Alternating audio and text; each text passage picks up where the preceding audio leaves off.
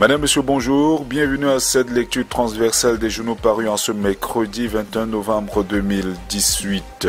Commençons par le quotidien Cameroun Tribune qui met à sa grande une. Loi des finances 2019. Le Premier ministre face aux députés. Philémon Yon présente dès ce jour à 11h le programme économique, financier, social et culturel du gouvernement pour l'exercice 2019. Le chef du gouvernement va ainsi ouvrir la voie à la défense des enveloppes budgétaires par les différents départements ministériels.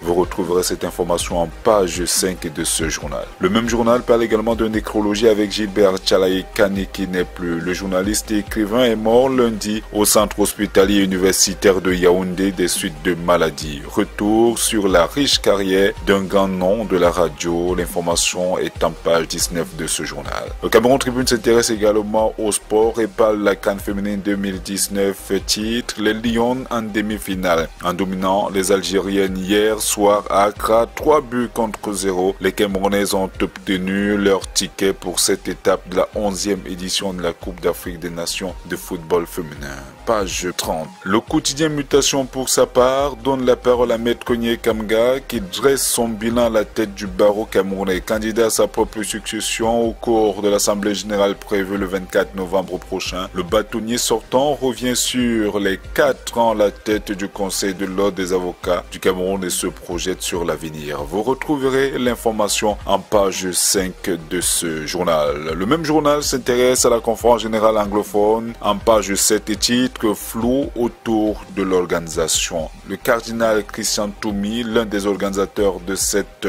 grande messe anglophone, était d'ailleurs face à la presse hier mardi dans les coups de 11h.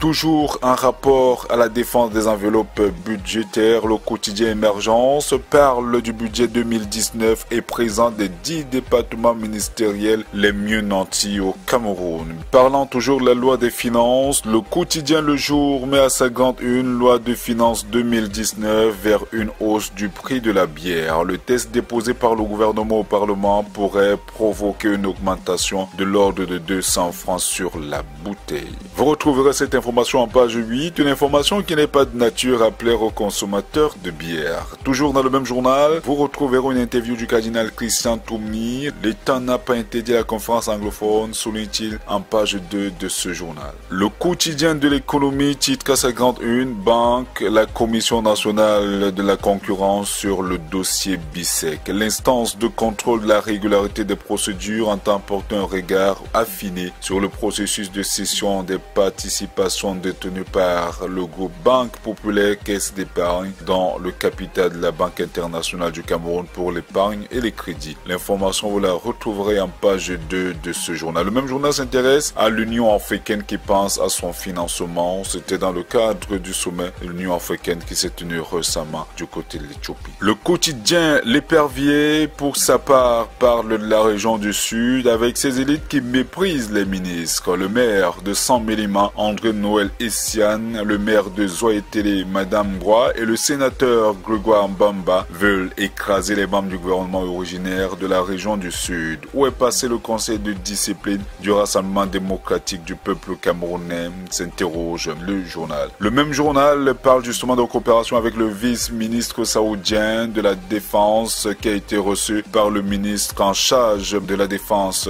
au Cameroun, M. Betty Assomo. Info Matin quotidien pour sa part parle de l'école sans choléra et met à sa grande une, mon école sans choléra, Greenpeace dénonce l'inefficacité de Madame Youssouf Adidja Alim. L'épidémie a déjà fait 44 morts à l'extrême nord et au nord du Cameroun au moment où le MINDU conduit le dit programme. Retrouvez l'information en page 4 de ce journal.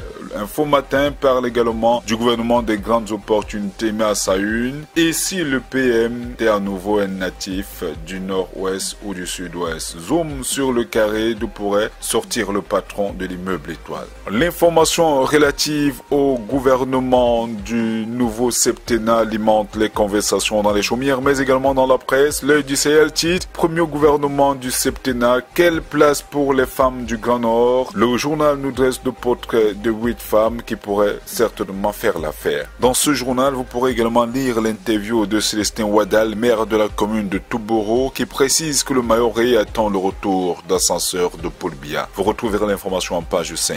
Le journal Matila, le billet hebdomadaire d'enquête et d'analyse, s'intéresse également au septennat des grandes opportunités, mais à la grande une politique branle-bas gouvernemental. S'il est de notoriété que c'est au sortir de la présidentielle que se profilent les nouvelles équipes gouvernementales, on ne semble guère éloigné de cette logique au su des supputations qui vont bon train en la matière depuis peu et entretenues par les vocations à travers les réseaux sociaux de la plausible équipe devant succéder au gouvernement ayant droit. Vous retrouverez l'information en page 4 de ce journal. Le journal L'Orphelin s'intéresse également à la nouvelle équipe gouvernementale qui pourrait être constituée dans les prochains jours et met à sa grande une Frondi ses 2 ministres inquiètes Paul Biya. Ils attendent des postes ministériels plus juteux au prochain gouvernement pour pratiquer le vivre ensemble. Pour ces derniers, originaires du Frondi, le chef de l'État doit leur confier les ministères clés. Cependant, leur contribution en vue de la réélection de Paul Biya a été